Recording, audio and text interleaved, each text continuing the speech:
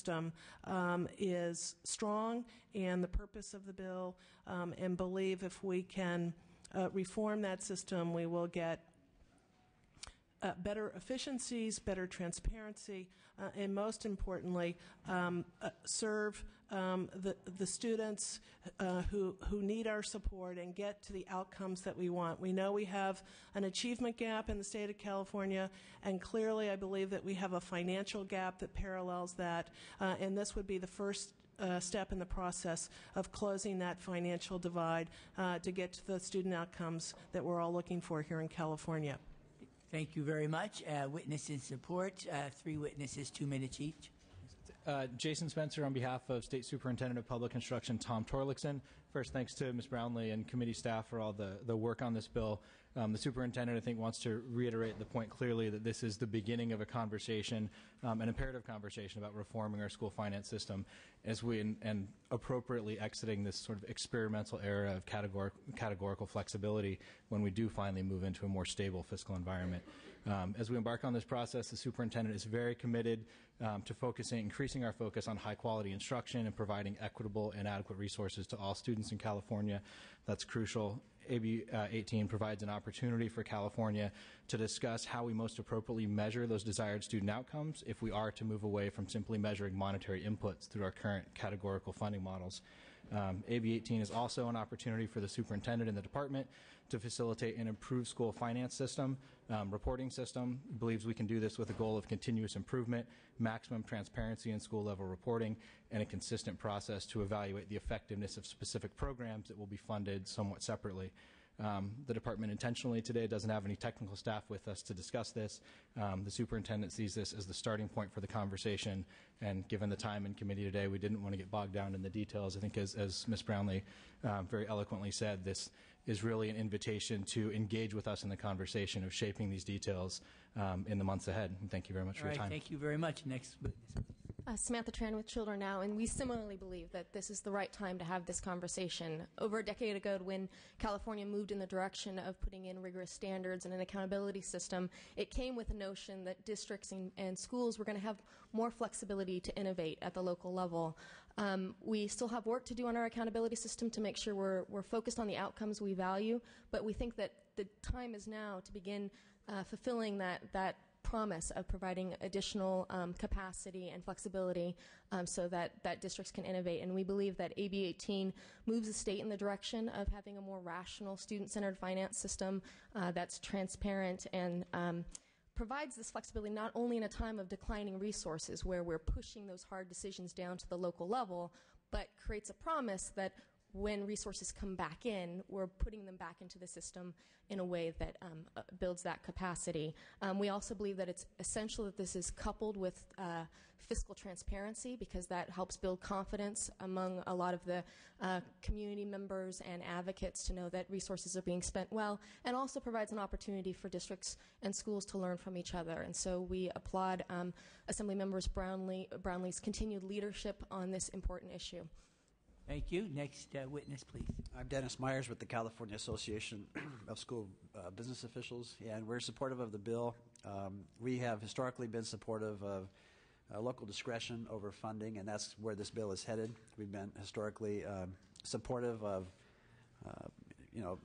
broader grants that serve broad purposes and bringing in existing programs into those grants. We think that now is the time to be talking about it because we want to get ready for the post-Tier 3 world. We think now is the time to be figuring out how we're going to come out of complete flexibility and try to move towards a system of some flexibility with accountability. Looking at the bill, we've been talking about it within CASBO since the amendments were out. We don't have an official position, but as we're looking at the way the bill kind of chops things up, we think there's lots of discussion ahead of us. Couple of things that we're looking at with some concern, but obviously still from the supportive side, is just how the bill needs to, we think, take a kind of a snapshot in time to hold districts harmless, as opposed to part of the bill that talks about 15-year averaging to figure out kind of what each district gets, making sure that no districts are winners, no districts are losers as you switch into this new system. The other thing too is just kind of figuring out what is or is not a good thing to be a revenue limit add-on. We think there's lots of discussion we can have about a couple of programs transportation or deferred maintenance or even adult ed from our perspective, even though we're really pushing flexibility as much as we can, those 3 programs still could be standalone programs. So we'd lots of discussion around that as well. Lastly, we just want to just also say that we're a little nervous about this bill and the comprehensive nature of reforming school finance being coupled with the school site accounting. We're thinking that those are 2 huge separate issues that at some point we'd like to maybe have separate discussions on. But keep the bill moving. It's a good bill. Thank you. All right, thank you very much. All right, other witnesses in support, name and affiliation if appropriate. That's it. Dave Walrath, Small School District Association. Similar to CASBO, we're beginning to have the conversation within our association. Thank you. All right, next speaker, please. Ernie Silva on behalf of Sciotech Charter School. We're the Dropout Recovery Program. Want to accept the invitation and begin a discussion about how we apply a base grant to charter schools as well. Thank you. Thank you very much. Just name and affiliation, please, if appropriate. Patty Scripter, California State PTA. We supported the previous version discussing the amendments. All right, thank you. Katie Valenzuela with Public Advocates. We have no formal position on the bill, but are supportive of its direction and looking forward. Thank you. Sergio Cuellar, California for Justice and Campaign for Quality Education. We have no formal position, but also support and thank the author for the continued work. Thank you. All right, thank you. It's going to sound like a record. Roberta Ferger, Pico, California. We don't have a formal position, but want to support the direction the bill is taking and applaud the author for her work. Next speaker, please. Good evening. David Mesa from the LA Chamber of Commerce, co-sponsor of the bill, and we're in full support. Thank you. Thank you. Linda Gallagher with the Bay Area Council, also co-sponsor in full support. Thank you. Khadija Alam-Javid with the Advancement Project. We support the concept of the bill and look forward to working with the member. Thank you. Thank you. Bill Lucia with Ed Voice in support. Thank you. That's it. No other witnesses in support? All right, witnesses in opposition? You come and take a seat, please.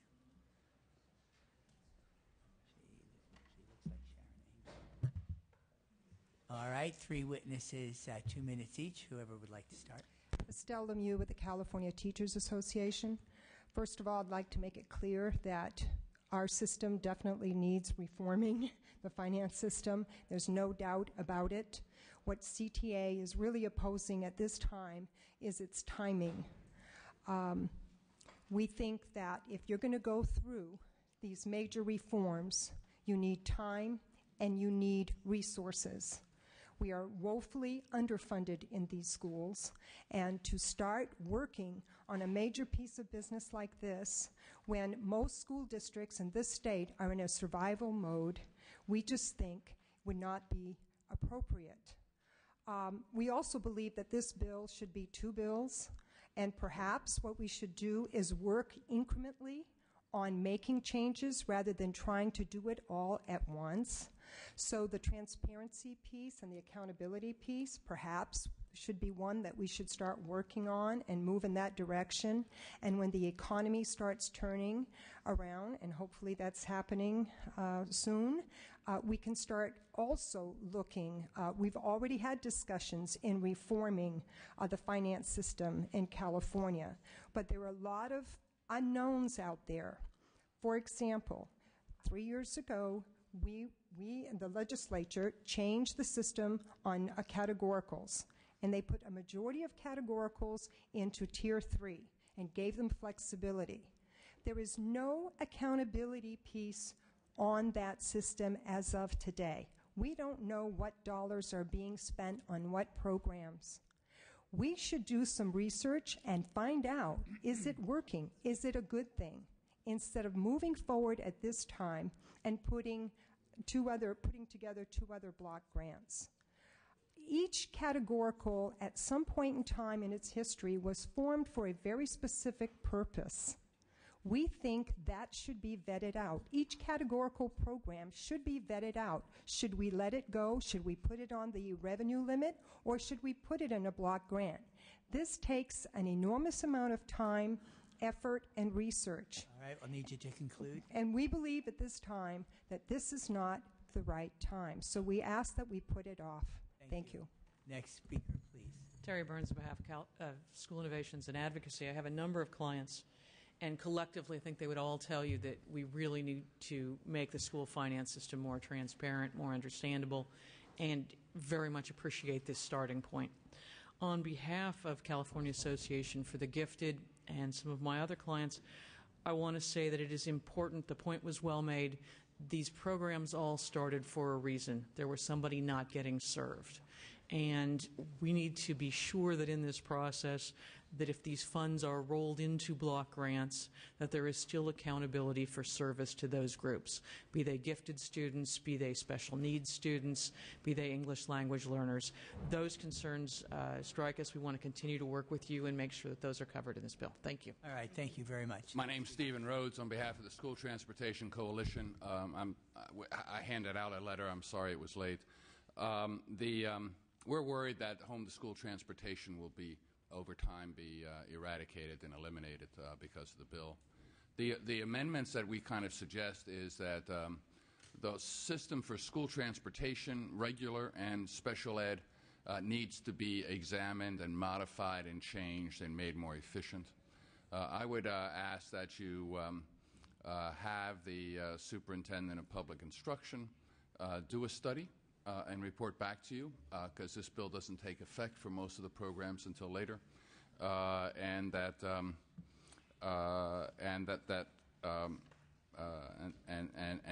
in the meantime to take home-to-school transportation out of the revenue limit and fund it like you do special ed. Thank you very much. Thank you very much. Next speaker, please. Mr. Chairman, members, Jeff Frost, representing the California Council for Adult Education. We realize that this bill is a work in progress. We are hopeful that, generally speaking, this does refine school finance in a positive way. We also realize that the bill does not change the statutes related to the 26 programs, 25, 24, that are the revenue limit add-ons, which have caused most consternation associated with this bill. The question is, what does that mean? We're prepared to work with the author on behalf of adult education to ensure that the adult population ends up being served. That is our biggest concern. In flexibility, that has clearly been a problem, but from a K-12 standpoint, at least we're surviving. As we move toward having a stable revenue stream, hopefully in the future, the question is, will this money just go on the bargaining table in K-12, or will adults be served? And that's the question and our concern. Thank you. All right. Thank you very much. Any other witnesses in opposition? We've had our three, so if we just name an affiliation. Mr. Chairman, members, Steve Henderson representing the California School Employees Association. We don't have an official position on the bill, but we share many of the concerns voiced by many of the members of the opposition. All right. Thank you, sir. Any other witnesses in opposition? All right. Seeing none, any comments or questions from committee members? Ms. Buchanan and Mr. Eng? Yeah, and Ms. Halderman? Like you, I'm a former school board member, and, 18 years was involved in our finance, sat at the negotiations table, and fully understand how convoluted our school funding formula is and how it doesn't work. This really is going to close the real financial gap, which is about the $2,600 per student. We're behind the federal average, but certainly, we need to improve what we're doing. This is my basic problem, and I just want to relate to you two incidences from when I was on school board. One was when we went to the positive attendance. If you recall, there was a time when you got ADA based on actual attendance and excused absences. And then they said, okay, we're only going to give you money for the days the students are in school. We don't care if the kid's sick and the parent calls in. And they assured us that would be revenue neutral. It cost our district about 1.5%. It wasn't revenue neutral to us, despite the fact that we were assured it would be revenue neutral. We were a member of the county SELPA, and which distributes special education money to all the participating districts. And the formula for distributing that money had to be changed after Bill Clinton changed the welfare as you know it. And the superintendents got together and they made the changes. And long story short, we couldn't figure out why our revenue was down $2 million. And we sat down and took a look at it and met with them. And what happened was the formula was wrong. And so I actually was, because of my nerdy quality, took home the stuff and analyzed it and said, this is what the problem is. And I ran into one of the superintendents who's a friend of mine at the grocery store. John, that was good work. He said, what do you think we should have done differently? I said, I think you should have asked someone to take this new formula and recalculate what the revenue would have been based on the past 2 or 3 years to make sure it truly was revenue neutral. What you're talking about doing, because, money is values, is you're talking about one of the biggest changes to education that we've had in years. And it needs to change. If this were recommending a study to come back and you could demonstrate to me that it surely was going to be revenue neutral, that the stakeholders were involved and the new system was going to work, I would be your biggest cheerleader. But every piece of legislation I've seen in the short, 2.5 years I've been in the legislature, where trust me, it's a work in progress. And later on it comes back, whether it's water or the race to the top or corrections, other legislation we've done, it never ends up being the quality it should be. So I think something that's this important should be studied, should involve all the stakeholders, and shouldn't be something that we just get through by continually amending. If you take a look at the renewal portfolio standard, we had the same thing with that when it was before Utilities and Commerce. When I was in there, it was, don't worry, we're going to take a dozen amendments. And eventually it took 3 years to get it through, and the final product, which was a much better product. So I think if we're going to do something as major as completely reforming education financing and how we get that money, it should be the result of much more thoughtful conversation, and that should be done prior to bringing the bill to committee, because for me to vote for it, I want assurances that my school districts that I represent truly are going to get the same revenue, or it's going to be better for them tomorrow than it is today, because they can't afford to have the mistake we made with positive attendance or the mistake we made locally with the SELPA. All right. It just wouldn't work. Thank you. Mr. Ing, followed by Ms. Holderman. Yeah, I was going to make a comment, but I wanted to ask, Madam Chair, there was a comment here that I believe one of the last opposition witnesses indicated about the demise of adult education and the need to tread very carefully on removing the categorical scoring flexibility. Could you comment on how your bill might address that or not address that? Well, I think the best answer to that question is that this is a work in progress. It's true that the adult education categorical is put into the total revenue base at this moment. But certainly, I believe that if we have the flexibility and the simplicity of the funding, that where we can indeed follow the money, I think that it's going to be a good tool for local decision making, so that the community in a local school district would certainly know how the money is being spent. That will force, I think, better decisions at the local level.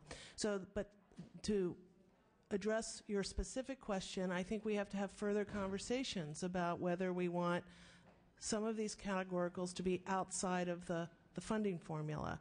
But I do believe that if it is within the flex, that school districts will make good decisions and in healthier times, albeit we're in very difficult times right now, and it's because of the revenue decreases that we have made to school districts is the reason why adult education has been impacted like any other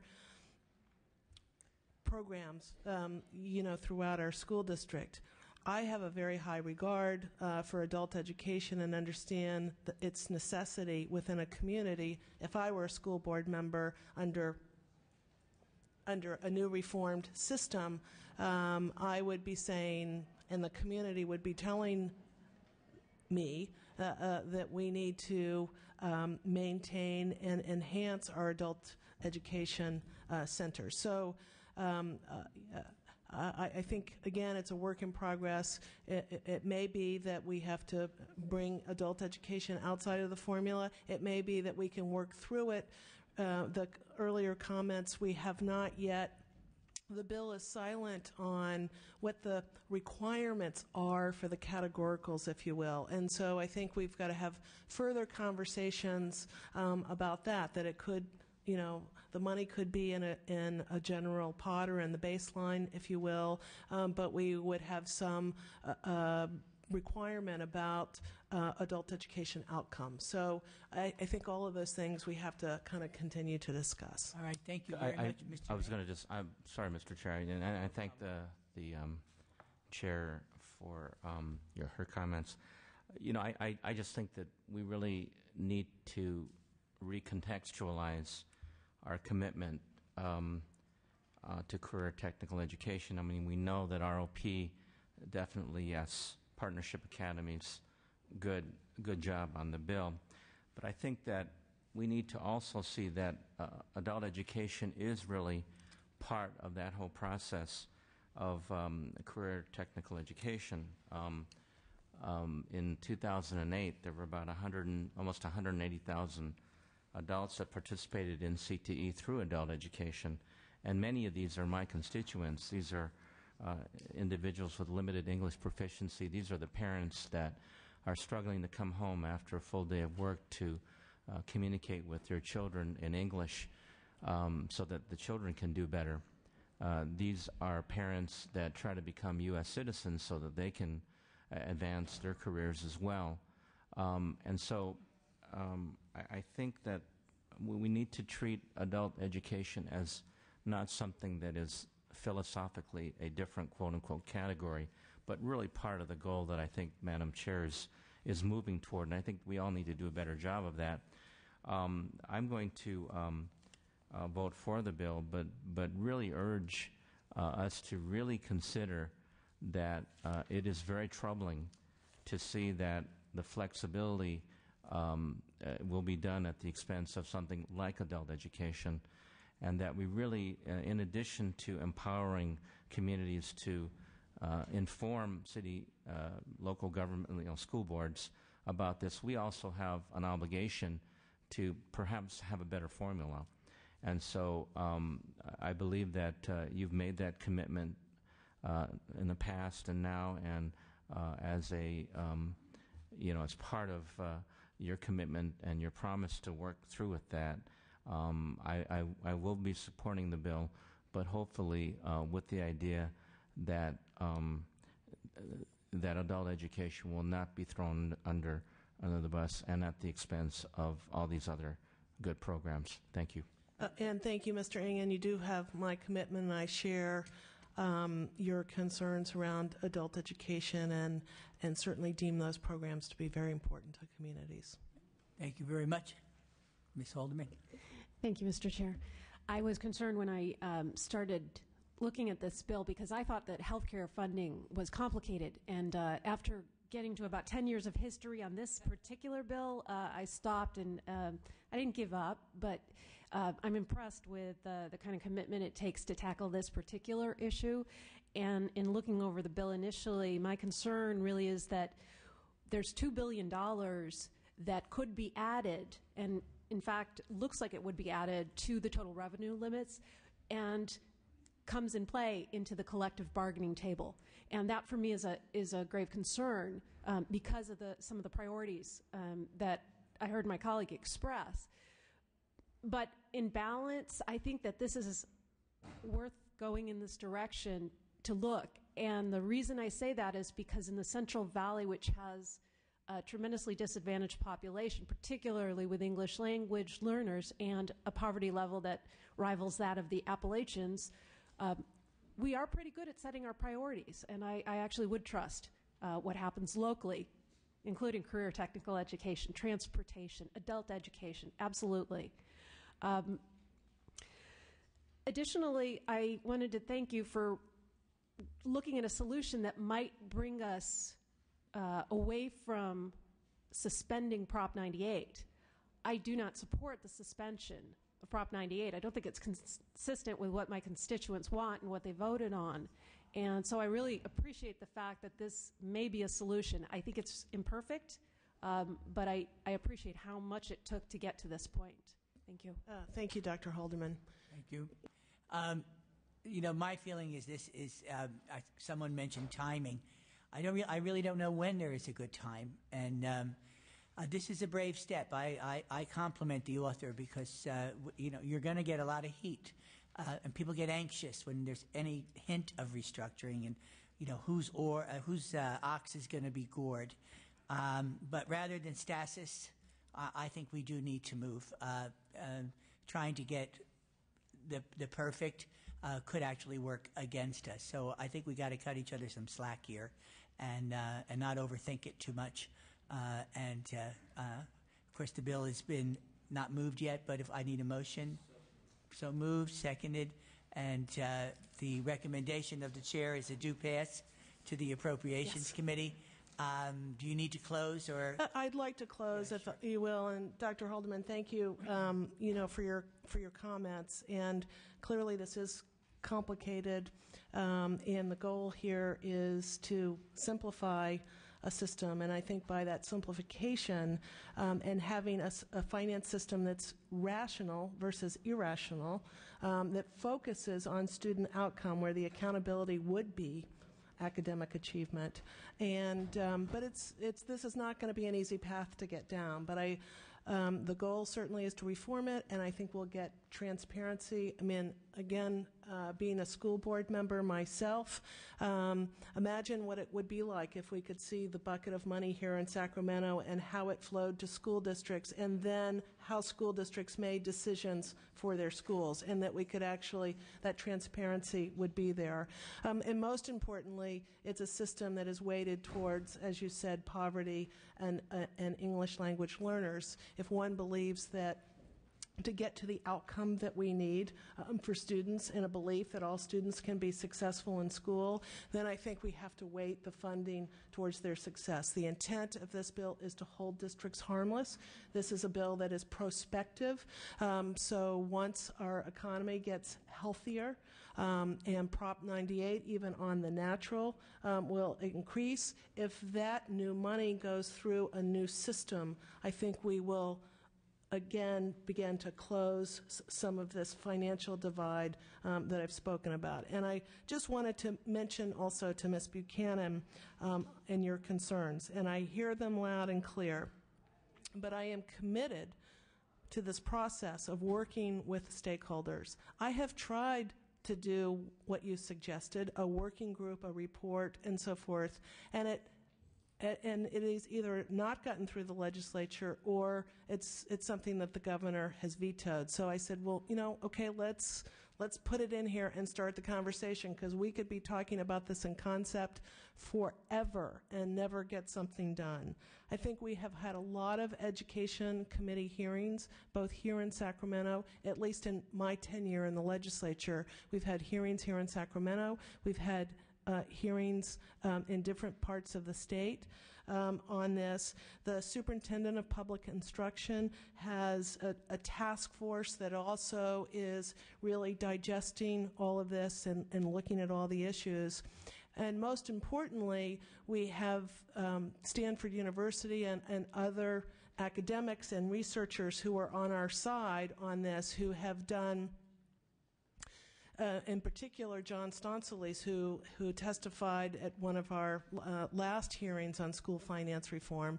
He has an entire computer programming system that actually we can throw in a lot of hypotheticals and see, what the outcomes are. For example, right now, the way we've written the bill, the weighted part of the formula, we don't know how big of a weight that is once you put the categoricals into that. And so that will be able to inform us. So I do believe that this is not going to be a process that's going to happen over the next month or two. I think it's going to require a lot of conversations. But at the end of the day, I think if we don't do what I'm doing, I think we will be talking about this in concept forever. And I think this time for us, where I'm not advocating that it's a good thing for us to be in this economic crisis, nor a good thing that we have made cuts, and the draconian cuts that we've made to education, but it is a time where we have some time to try to fix the system, and then when we recover and new monies come into it, I think the money would be distributed in a better way in which to reach the outcomes that we're all looking for. Since you directed a comment, all right, but not too much of the back and forth, okay? Because we got two more bills. I don't want back and forth. All right. I just want to say I absolutely applaud the fact that you're taking this on. I know it needs to be taken on. I was on the school board that's the fourth lowest funded unified school district in the state of California. You know, and my hope is that it works out. As we move forward, though, with all these districts with furloughs and everything else, if we start increasing some like this and some like this, I don't know if those districts over here will get past furloughs or if they'll be able to reinstate some.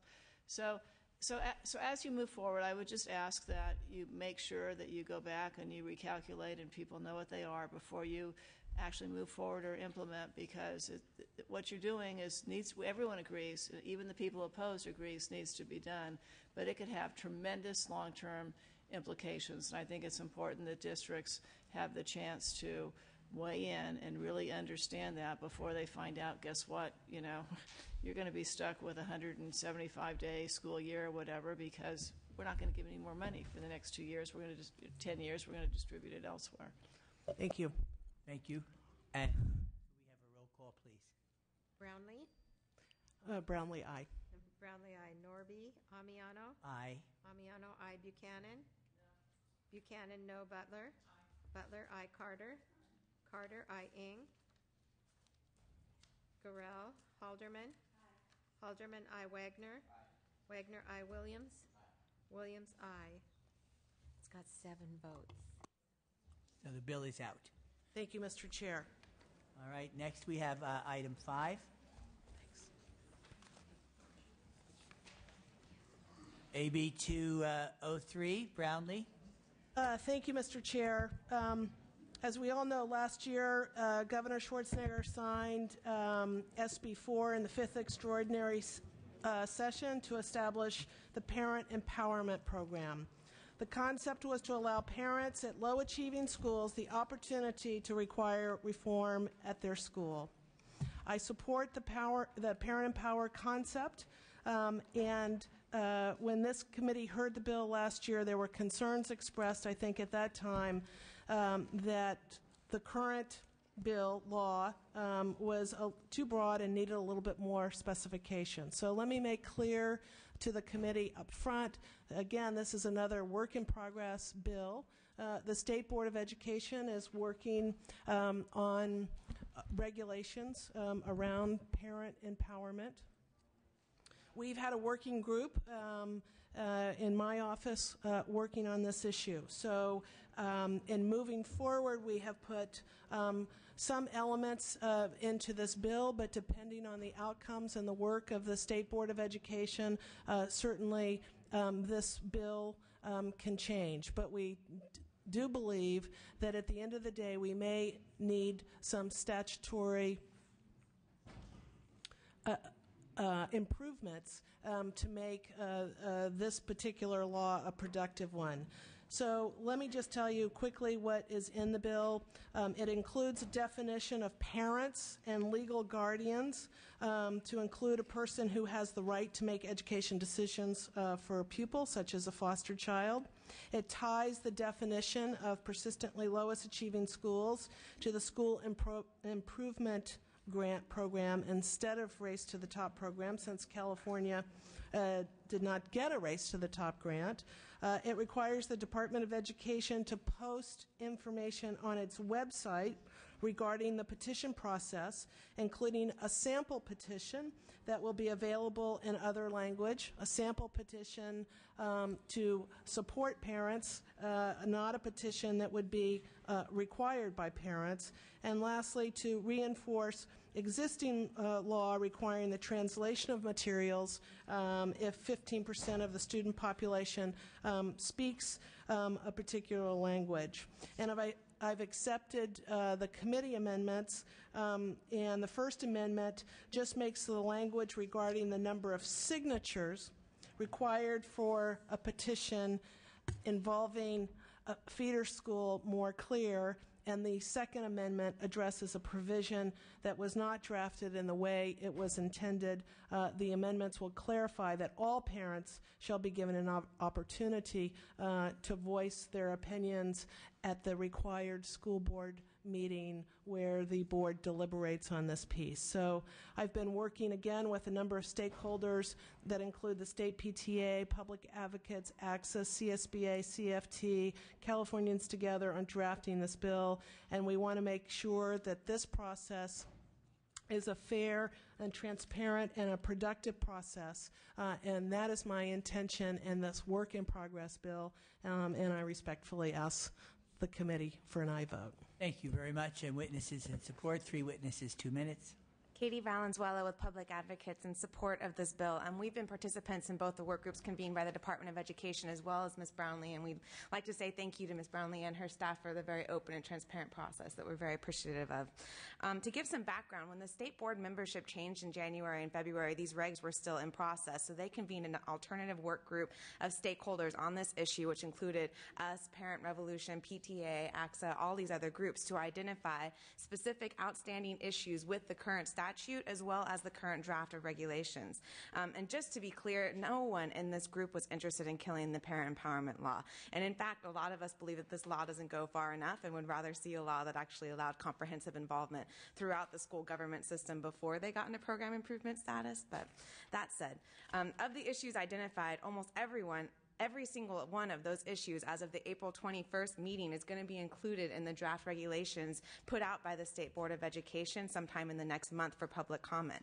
However, our conversations with the Department of Education have made it very clear that although public comment may come to consensus on certain issues, the State Board is bound to only address issues within existing statute, meaning that there are several issues that will remain outstanding even if we all agree that they should be included in the regulations, that the State Board wouldn't be able to adopt because of their legal boundaries.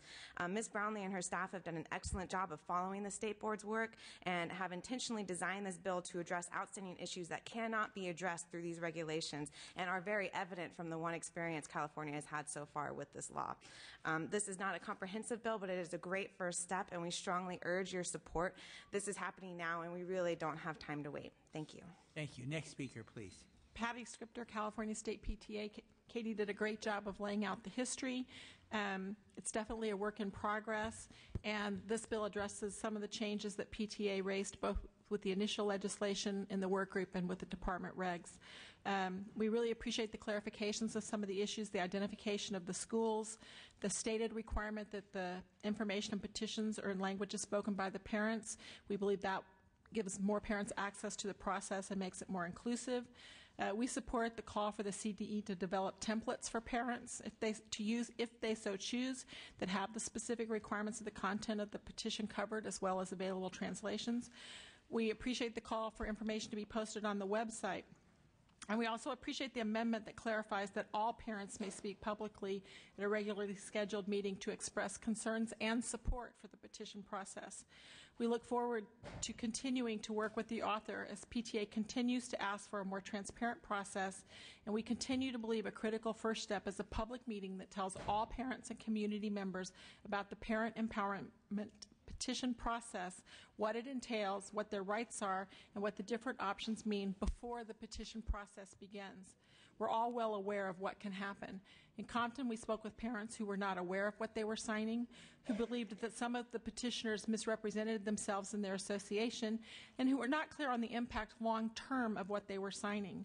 PTA sees a real opportunity to link the current required notification to parents of a school's program improvement status as required by ESEA to a public meeting, town hall, that lets all parents know about the possibilities prior to the petition process beginning. We think this will be a more open, transparent, and collaborative process. True parent empowerment involves education of all parents of their rights, not only within the petition process, but beyond. PTA believes that true parent empowerment will focus on building the knowledge and capacity of parents to be true partners. Thank you. We need to conclude. Next speaker, please. Martha Zaragoza Diaz, representing Californians Together and the California Association for Bilingual Education. And first of all, I want to say that these organizations have always advocated for parent involvement, engagement, empowerment, whichever phrase you want to use. We believe that this bill is desperately needed because we were in a rush in developing SBX 54, and so there really wasn't an opportunity to discuss thoroughly some of the important issues, such as ensuring that all parents have access to the information regarding the process that's going to be used, and to make sure that all the materials would be available to all parents. And that's the reason why we support this bill, because this bill takes care of those issues. We understand it's a document that's in progress, and we will continue to work with the author. Thank you. Thank you very much. All right. I'm sorry, I said that. It's okay. Those are our three witnesses. So if witnesses in support, just name and affiliation. Erica Hoffman on behalf of the California School Boards Association, and we fully agree with many of the comments that have already been made, and we are in support of the measure. Thank you. Next speaker, please. Sergio Cuellar, California for Justice, Campaign for Quality Education. We also thank the author and support the bill. Thank you. Sherry Griffith with the Association of California School Administrators. We're in support. Lynn Falks, California Federation of Teachers. We've been participants in the work group and have appreciated the efforts on behalf of the chair here. We ask you to move the bill and continue the conversation. Thank you. Thank you. Next speaker. All right, seeing no other speakers in support, any speakers in opposition?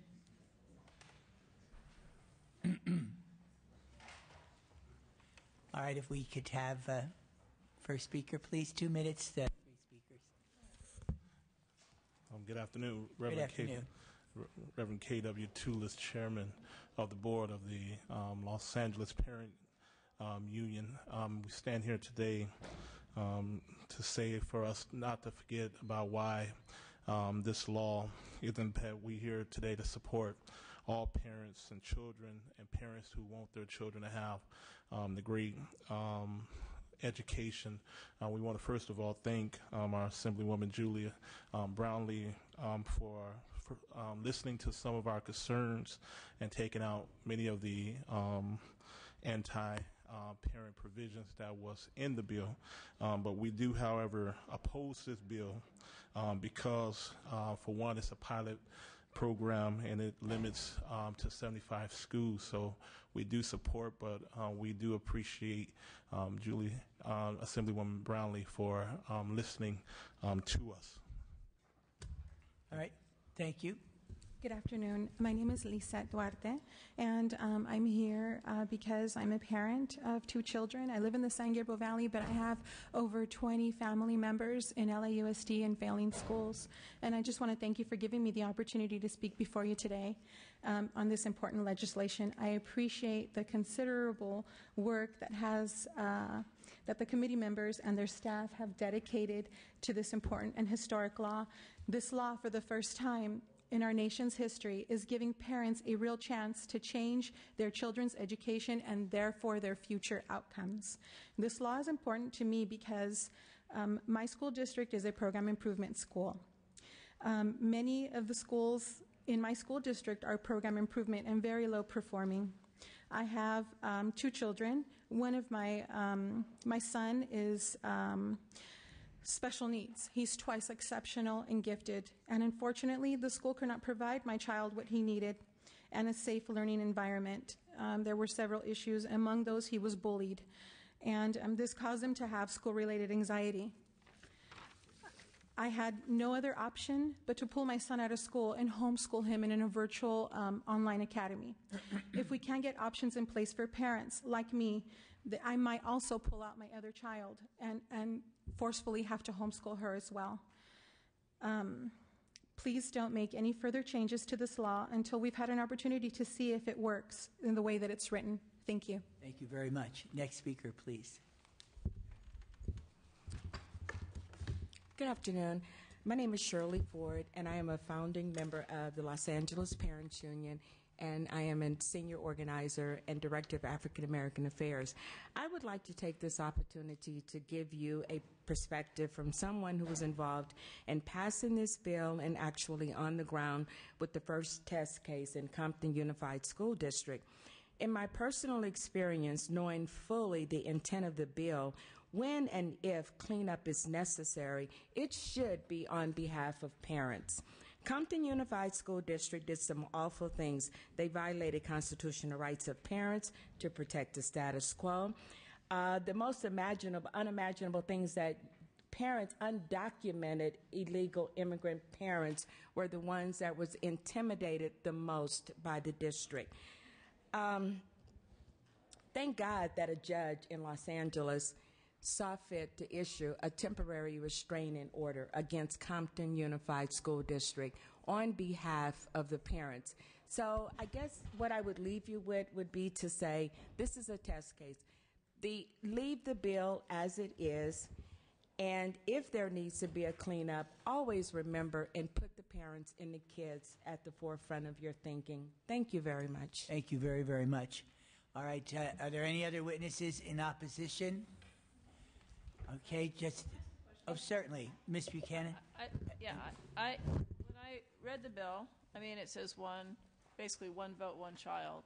Is there any specific problem with that concept? No, ma'am. And then it also says that you have to provide translations so people can read the bills in their. Yes. So what specific issue do you have with the bill? Well, rushing to finish, I needed to also say that we thank you for the cleanup language in the bill. I guess it's a fact of the uncertainty of where does it go from here. Next week, tomorrow, next month, is there going to be something else, that we're going to have to face with some type of cleanup legislation about the bill? But I certainly do and need to respect and give you thanks for the cleanup language, and we certainly do appreciate it. Up here, you can never guarantee that there won't be something later on, but I just want to know what you do to improve it. It's one parent, one child. One child. The language, having a petition online, all of these things are things that's needed in this. Thank you. Listen, thank you very, very much. Any other witnesses in opposition? Just name and affiliation, please. Fiorella Del Carpio, Los Angeles community member, in opposition. Thank you. Next speaker, please. Lydia Grant, parent representative, Sunland Tahunga Neighborhood Council, and lead parent in a transformation plan from our 15-year failing middle school. And we're in opposition of changing anything until we know if it works or not. Thank you. All right, thank you very much. Seeing no other witnesses in opposition, any comments or questions from the committee members? Ms. Holderman. Thanks, Mr. Chair. The only thing that kind of makes me nervous about this is that there is a case currently in the courts, the McKinley Elementary School and the Compton Unified School District. And given our commitment to separation of powers, should the legislative branch really be commenting while the judicial branch is looking at this issue? Well, honestly, I think what happened there happened because there wasn't some clarification of the process, and they had to interpret it themselves. And so I think that this, again, is a measure that would try to make the parent empowerment, parent engagement piece an effective, productive tool for parents to utilize. And it is, again, working with the State Board of Education and their regulations if there's a need for some statutory fixes in that process. So I hear your question, but I think I certainly, the outcome that happened in that particular case, for me personally, I wasn't pleased, and I think if we had some clarification, perhaps it would have been operated in a less abusive, more fair process if there had been some clarity to the law. Okay. Thank you very much. We need a motion. Butler, Carter seconds it. Okay, roll call, please. Thank you for that close, Mr. Chair.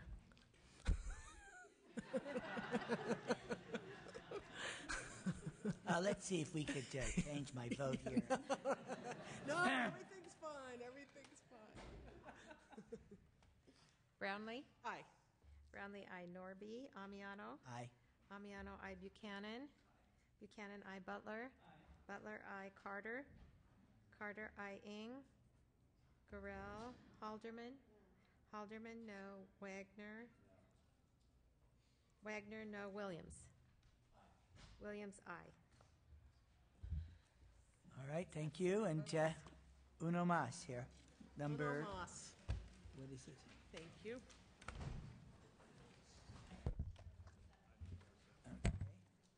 Item number 7. Item number 7. AB 250 sets up a structure for integrating the recently adopted Common Core standards. Excuse me, Ms. Brownlee, I just want to make one housekeeping announcement that the last vote was 7 and the bill is out. Thank you very much. So AB 250 sets up a structure for integrating the recently adopted Common Core standards into the curriculum frameworks, instructional materials, professional development, and the state's assessment system. Last summer, the State Board of Education adopted the Common Core state standards in both language arts and mathematics. Unfortunately, due to our fiscal crisis, we have suspended instructional material adoption activities and placed funds dedicated to instructional materials and professional development and to categorical flexibility. I'm fully aware that we have some fiscal challenges in implementing these standards, but on the other hand, I also think we have an obligation to move forward in integrating these standards into our education system and lay the groundwork for the appropriate investment in the future. AB 250 begins the development of curriculum frameworks and professional development opportunities that are aligned to the Common Core. As far as instructional materials, this bill sets up an improved process for the adoption of K-8 instructional materials, so when our fiscal climate allows it, instructional materials are adopted in a more streamlined and inclusive manner and will result in more flexibility and choices for school districts. As far as assessment, AB 250 streamlines the current state assessment system by eliminating non-federally required assessments, including second grade and various end-of-course tests. This will result in cost savings for the future development of frameworks and professional development that align to the Common Core. AB 250 seeks to provide improved tools to support all of our students, including English language learners and students with disabilities, as we implement the Common Core standards. Implementing the Common Core gives us the opportunity to improve our curriculum delivery system and to infuse again into our curriculum critical thinking, creativity, and problem-solving skills. A focus on career and college readiness within the Common Core standards holds great promise in ensuring our students are ready to succeed in the 21st century. With me today, I have Janice Warden-Washington and Tom Adams from the Office of Superintendent of Public Instruction, Tom Torlakson, and David Mesa with the Los Angeles Area Chamber of Commerce, the co-sponsors of this bill. All right, thank you very much. 3 witnesses, 2 minutes each. Mr. Chair and members, good afternoon. Janice Warden on behalf of the State Superintendent of Public Instruction, Tom Torlakson, who's proud to be a co-sponsor of this measure. Assemblymember Brownlee, he also thanks you for your leadership in this role and also the committee for the thorough analysis provided. Assemblymember Brownlee surmised the bill quite eloquently, so I don't know if there's too much more we can add. Again, just to stress that this measure does make changes to the instructional materials adoption process, and it will help to streamline the process and give school districts the opportunity to participate in the review of instructional materials. I have with me, as stated already, Dr. Tom Adams, who is the Director of the Standards Curriculum Frameworks and Instructional Resources Division at the California Department of Education, to testify in support and to answer questions. Thank you. Thank you. Next speaker, please.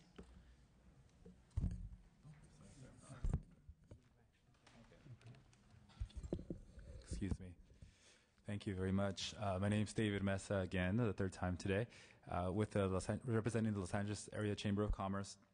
And we are very proud to be co-sponsoring the bill with the California Department of Education. And the Chamber strongly supports this bill with Assemblywoman Brownlee. Thank you. Thank you. Next speaker, please. My name is Omkar Singh Bindra, and I have been working very closely with the Division of Curriculum Framework and Instructional Resources for the last 6-7 years.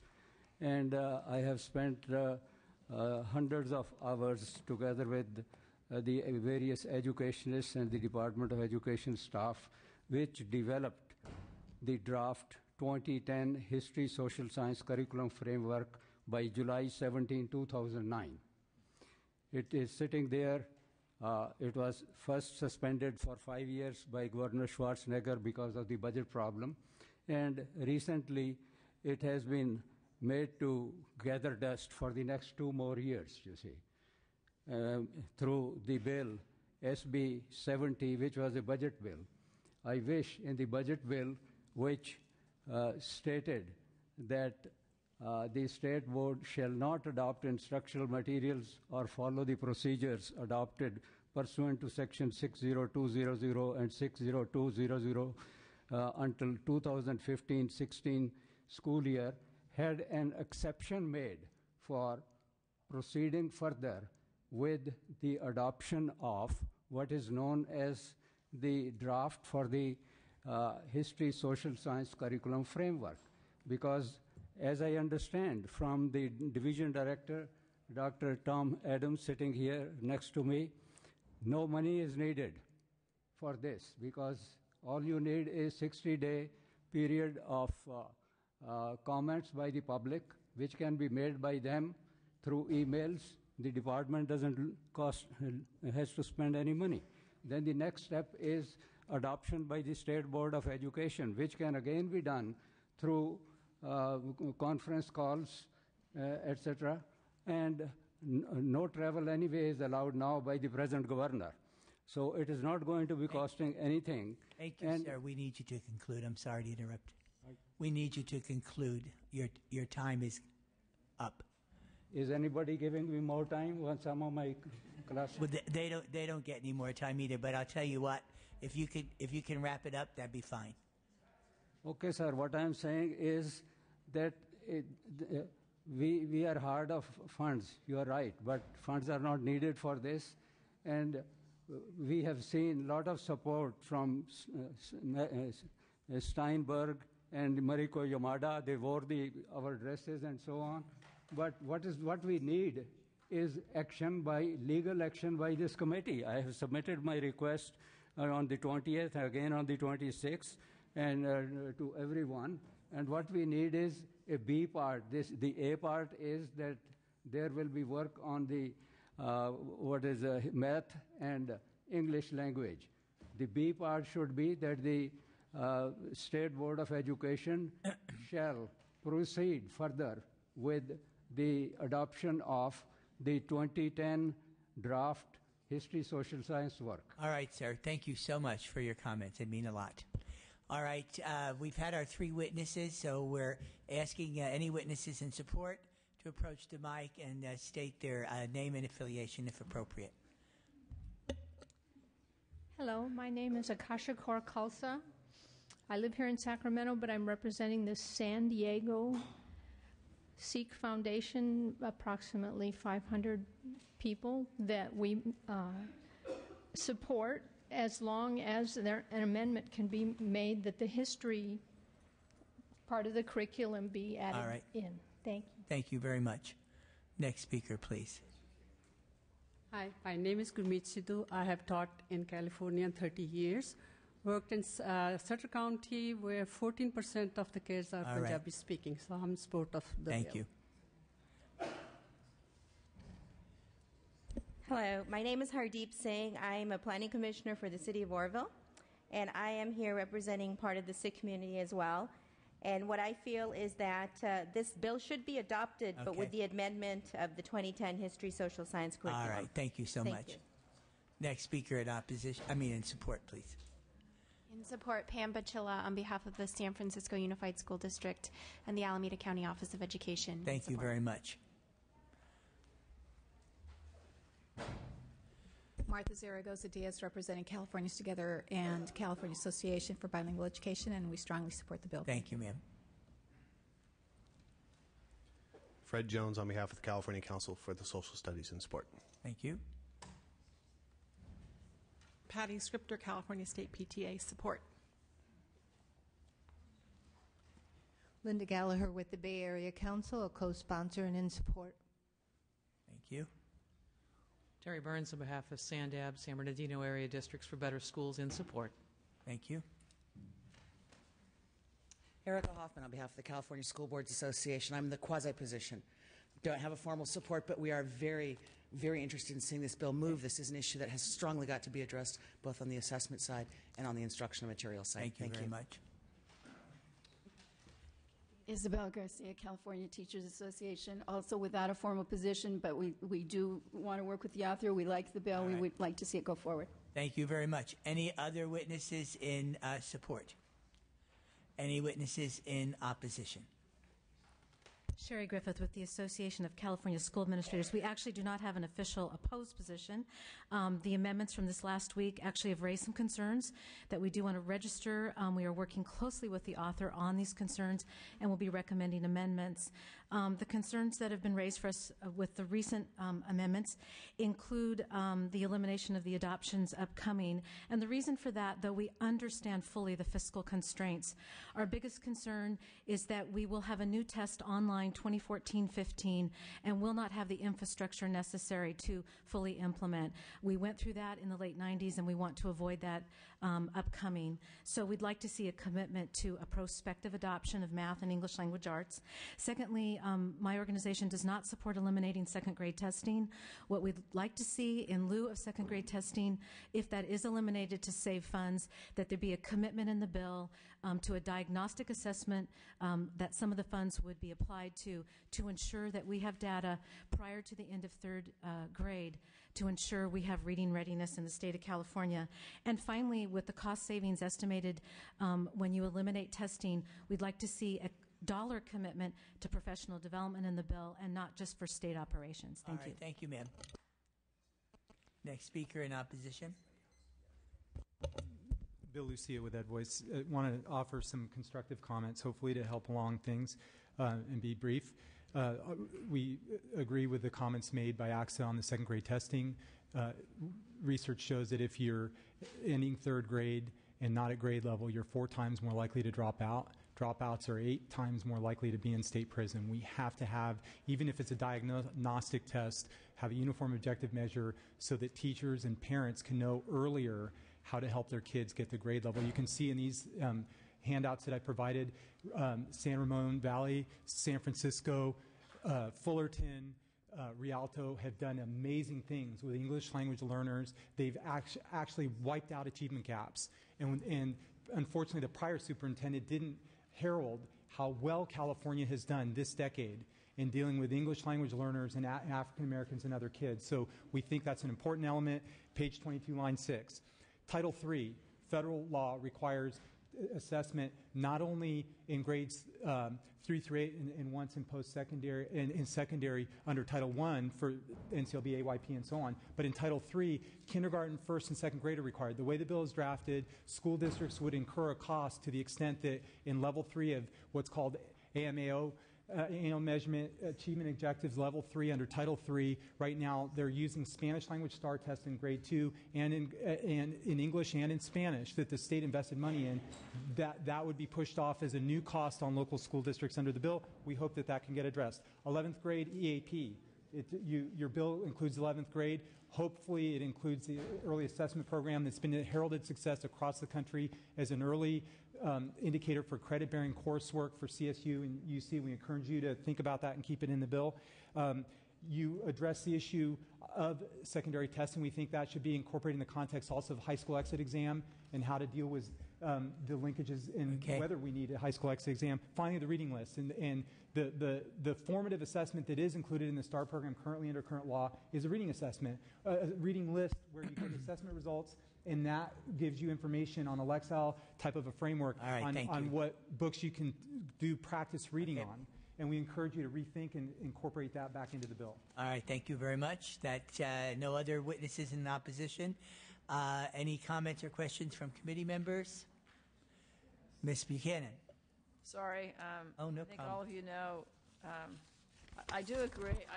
I understand the second grade testing issue. I also know if we wait till third grade, we don't get results till the kids are in fourth grade, and we know that if kids aren't reading by third grade, they're probably going to drop out of high school, and we know that 60% of the people in prison can't read. So we know how critical that skill is, but I do believe there could be some diagnostic tests that work equally well.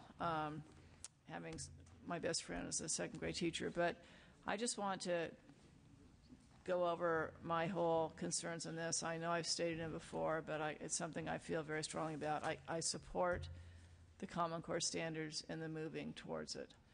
But when you take a look at the standards, all the components don't line up by grade level the way they do now.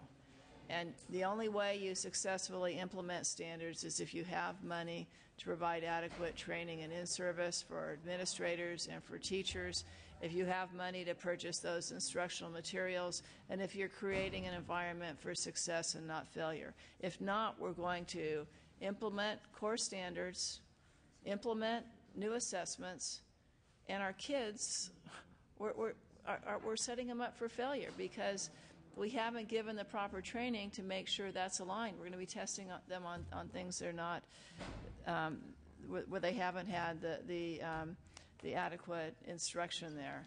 And maybe I'm the only one who doesn't think that we're going to recover from this deep recession in the next, 2 to 3 years. But if things don't change dramatically, and we don't know what your new funding formula is going to propose through your other bill, if things don't change dramatically and we don't, we take away textbook flexibility, we'll be laying off more teachers, right? If not, we've got to have more money so we can put money into textbooks, and that's a huge categorical, one of the biggest actually after special education. So I still would like to suggest, even though I agree with everywhere you're going in this bill, and am happy to vote for it to move it forward, I just want to say one more time that you've got to really think hard about how we implement Common Core standards in this state. I mean, there is no reason why there are two national coalitions on assessment. There's no reason why we couldn't stand back and wait and see what happens with both of them and pick the one that's best and not set our teachers, our schools, our kids up for failure, because that's the path we're going down if we don't do this properly. Implementation is more important, I would say, than actually developing the standards. It's much easier to develop the standards. It's a whole other thing to make sure that in 10,000 schools in this state, you're teaching them and you have all the proper equipment. So that's Thank you. Ms. Brownlee, would you like to make a fantastic close? Or I would love to make a fantastic close. Again, I think I'm going to respond to Ms.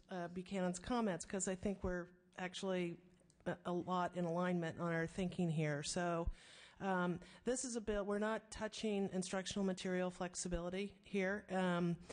This bill is about a start. It's not about, we're clear, we don't have the resources in this moment to do this. But with the testing component, that's not federally required, would provide some resources for the professional development and the frameworks and hopefully what you're saying in terms of getting better alignment and having the professional development. So, I mean, for me, this would be money well spent in terms of, quality instruction in the classroom. We've got a ways to go because we've got to reinvest, back into the system. But I think in terms of frameworks and professional development, this bill can actually take us there. I agree entirely. Just where are you going to get the money? Yeah. Well, that's a question, for another day and another discussion, but this sets up a roadmap and a framework with the expectation that we will find that money and to invest in that. And I also want to comment quickly on the second grade testing issue. I am all for diagnostic tools and, very open to looking at that and working with the SBI and the Chamber on those, and of course AXA, who raised the issue as well. So I will continue to engage with stakeholders. This is our last bill to hear, my third work in progress bill, and looking forward to continuing the conversations and moving this bill forward. And I respectfully ask for your vote. Thank you very much, Chair Brownlee. And if everyone... Oh, and Mr. Chair, just for all of the comments that were made about history and social studies, I appreciate the frustration from the people who are testifying around this. They should all know that Ms. Carter has been a great advocate for them, and we have all moved bills forward in this area, and they have been vetoed by the governor and other kinds of things, but certainly appreciate the comments and understand the importance of really addressing the history and social studies standards. Thank you. Right, thank you very much, and fantastic. And we need a motion. So moved by Ms. Carter, second. Ms. Butler, Mr. Eng, and if we may have a roll call, please. Brownlee? Aye. Brownlee, aye. Norby? No. Norby, no. Amiano? Aye. Amiano, aye. Buchanan? Buchanan, aye. Butler? Butler, aye. Carter? Carter, aye. Ing, aye. Gurel? Halderman? Halderman, no. Wagner? Wagner, no. Williams? Williams, aye. 7. 7, the bill is out.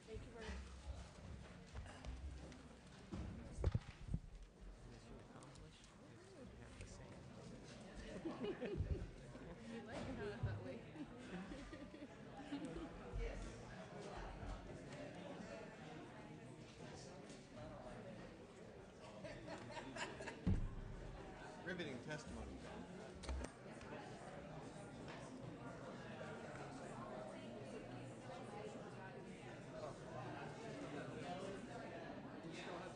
Oh, okay.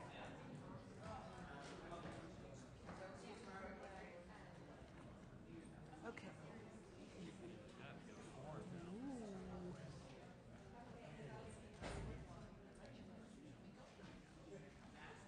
So these are all the bills on call. Otherwise, we're finished with everything. Okay.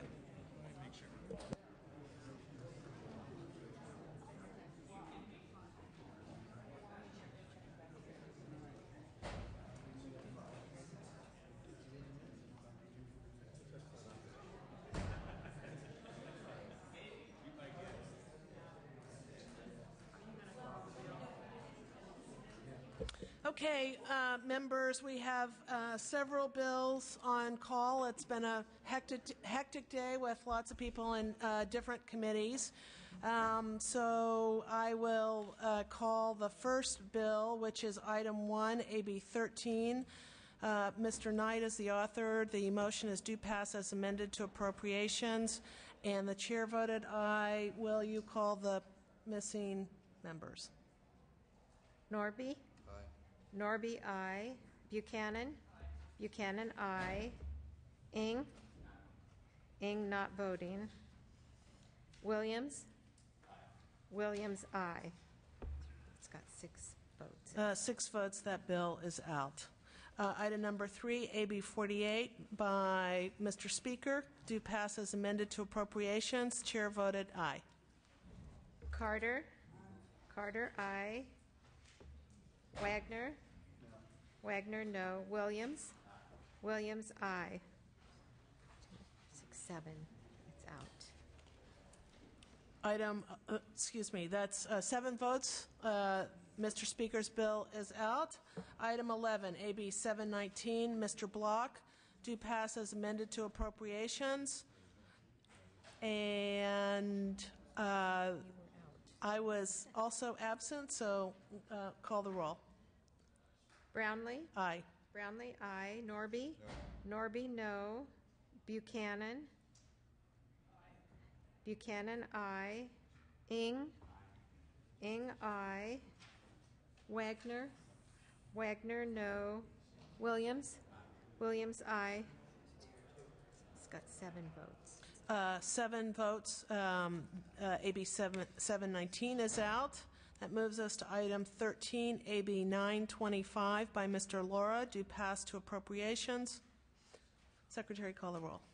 Brownlee? Aye. Brownlee, aye. Norby? No. Norby, no. Halderman? No. Halderman, no. Williams? Williams, aye. It's got 7 votes. 7 votes. That bill is out. The next is item 14, AB 1172 by Mr. Mendoza, due pass to appropriations. The chair not voting. Norby? No. Norby, no. Buchanan? Buchanan, not voting. Carter? Carter, not voting. Wagner? Wagner, no. It's only got 2, so it's 2 to 3. And several not voting. Yeah, that bill only has 2 aye votes.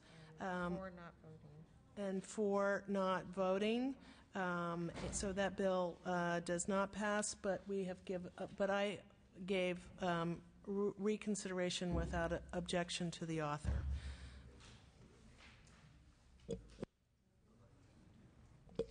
And the last item is item 15, AB 1304 by Mr. Block, due pass to appropriations. Please call the roll. Brownlee? Aye. Brownlee, aye. Norby? No. Norby, no. Buchanan? Buchanan, aye. Ing? AB 1304 by Mr. Block. Ing, aye. Williams? Mr. Williams, not voting? Not voting? Aye. Williams, aye. 2, 4, 6. It's got 7 to 3. That's 7 votes in the affirmative, and that bill is out. And that, I believe, concludes our hearing. Any members that want to add on can add on at this time. Thank you, everybody, for your patience, particularly over the last 3 bills. And this meeting is adjourned.